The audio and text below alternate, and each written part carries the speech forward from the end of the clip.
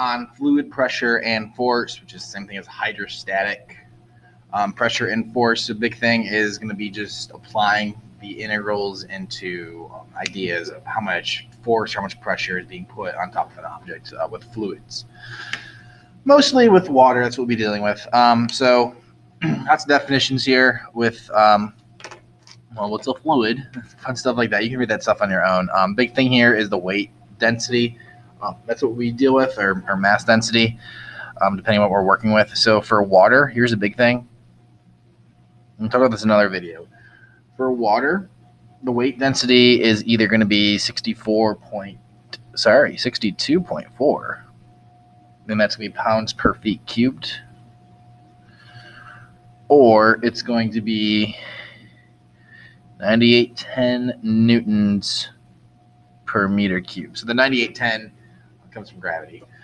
So that's how we get that one right there. The other one's 62.4. So if we're dealing with feet, we're going to use this number. If we're dealing with meters, we're going to be using this 9810 as we go through that. So essentially, we're going to be finding two different types of forces that we're doing here with water pressure, fun stuff like that. So if you drop an object into water, if it's flat, we calculate it one way. There's one formula to use to calculate the force on a flat object facing this way. Or if you drop the object in like this, there's a way to calculate the force on the side of it. So that's all we're doing today. We're just finding those two. So for a flat surface that's submerged horizontally, so that's this right here. So it drops something into the water and it slowly goes down, and there it is. What's the force on the top of that object? It's flat. So here's one we're going to be using is, by the way, this little guy right here, rho, that's just weight density. So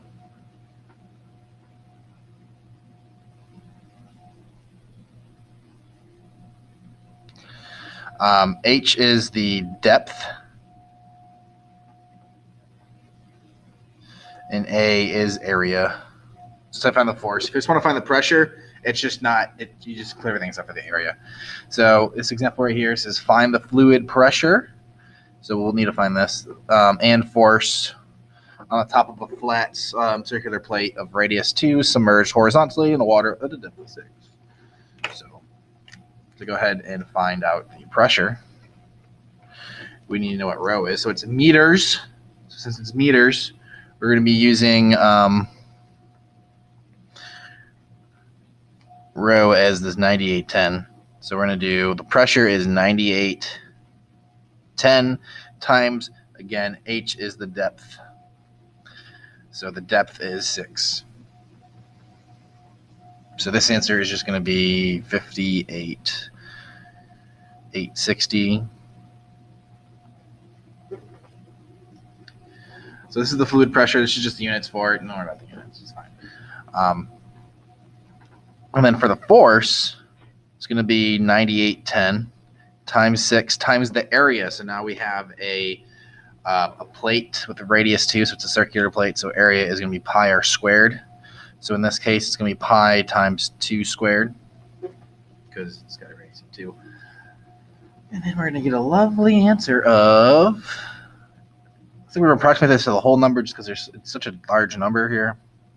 But this is what we're looking at. 739,700 newtons. That's the fluid force. That is the fluid force. So really no calculus going on for that. It's totally fine. And then we're going to start to do them when we're going to submerging them vertically. And then that requires a little calculus there. So you'll see that as we go through. So as we submerge something vertically, this is what we're doing. We're going to be integrating from the bottom of the object. So from the bottom of object to the top of the object.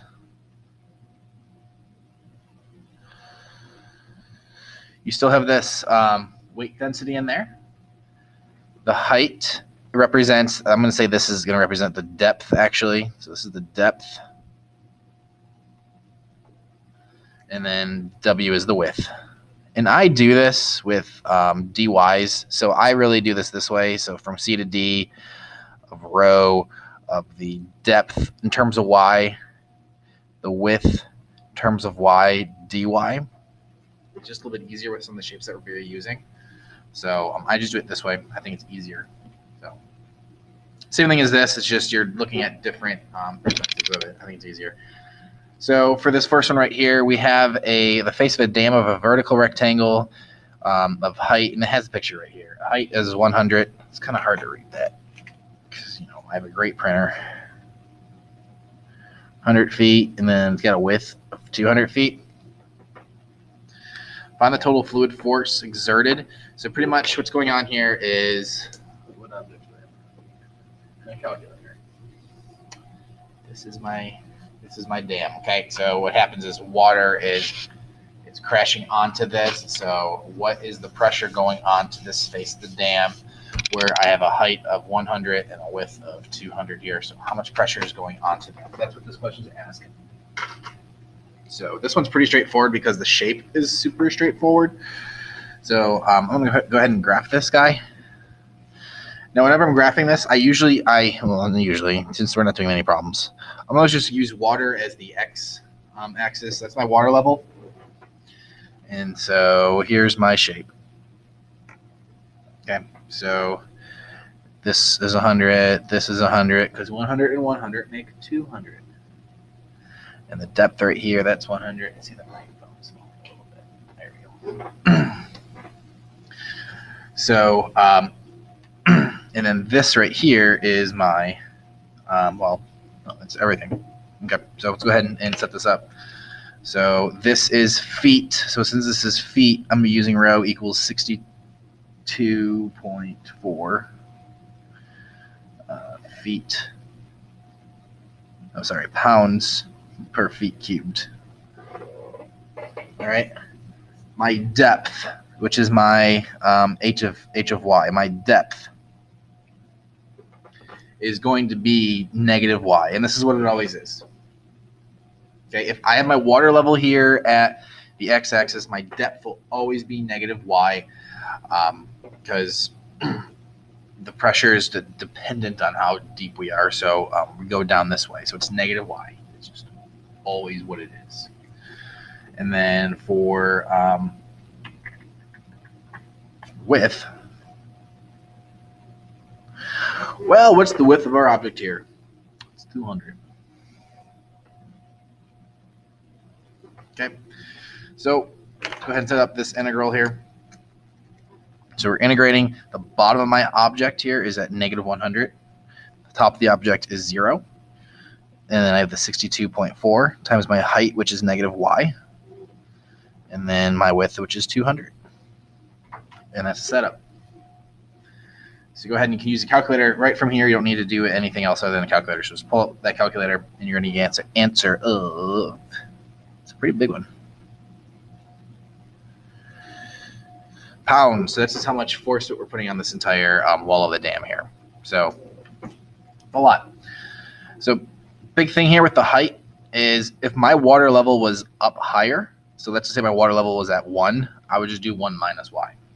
Okay, so since it's at 0, it's technically 0 minus y, so we'll just leave it that way. I think it's just easier if you draw your picture accordingly.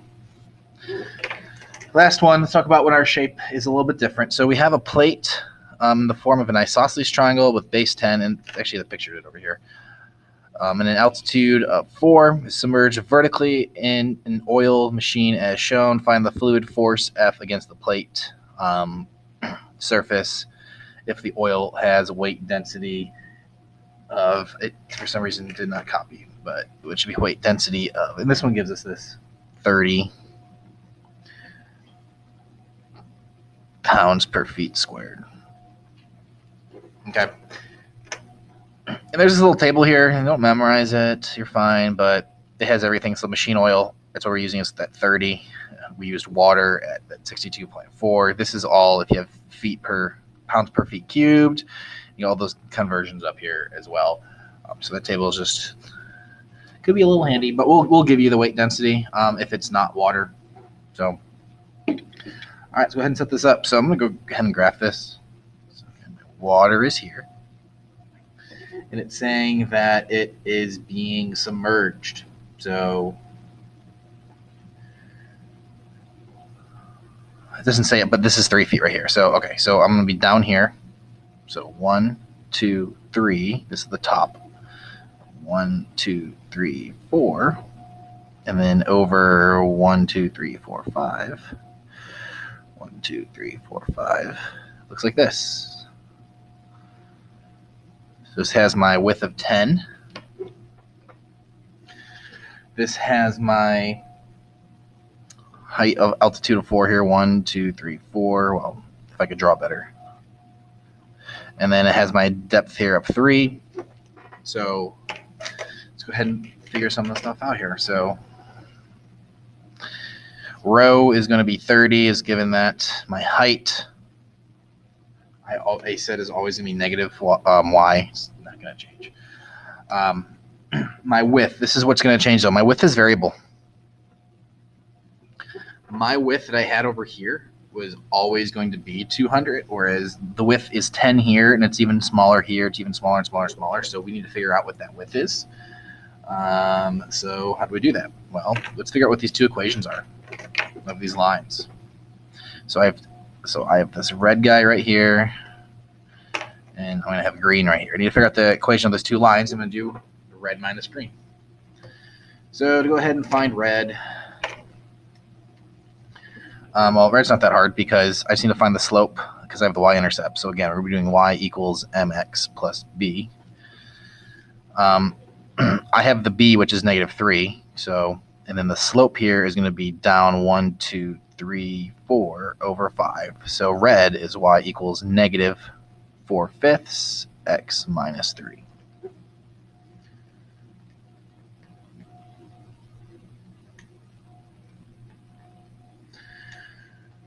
Okay, and then what I need to do from there is I'm doing this in terms of y, so I need to solve for x. So let's go ahead and add that 3 over. I'm going to get y plus 3 equals negative 4/5 x. Multiply everything by negative 5/4, so I'm going to get negative 5 over 4y minus 12 over 5 equals x. And there we go.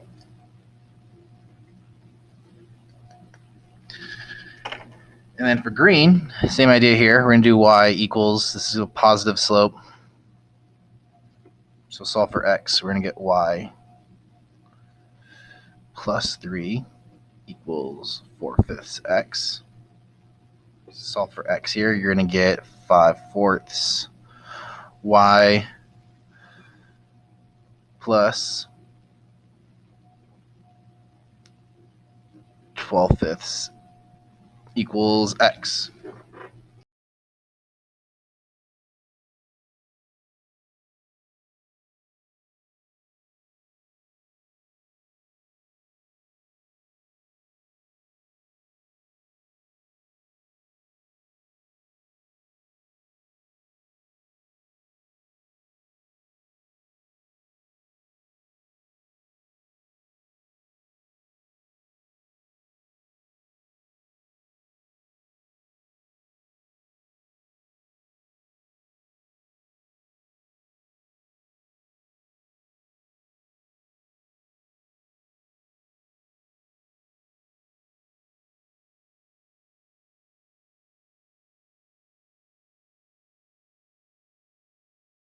So when you do red minus green,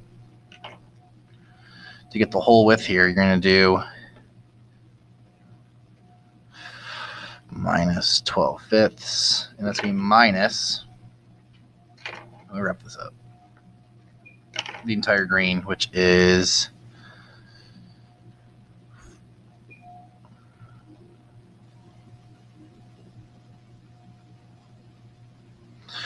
so essentially it's like you're doubling it here when you do this math. So you should be getting negative 5/2. This is what I'm getting, y plus 3 when I simplify it. Okay. So that's what you should be getting, essentially like doubling it. Okay, so there's my width, and I have everything now. It's cool. So integrating. What's my lowest point for my object? It's actually down 7. My lowest point, 1, 2, 3, 4, 5, 6, 7. And the highest point of my object is -3.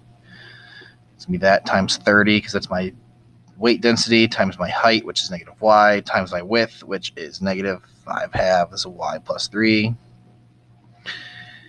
dy. And then you're going to go through and type this in your calculator. You get an answer of, rounding it in there, whole number is going to be 3,400 pounds. And that is going to wrap it up for fluid force.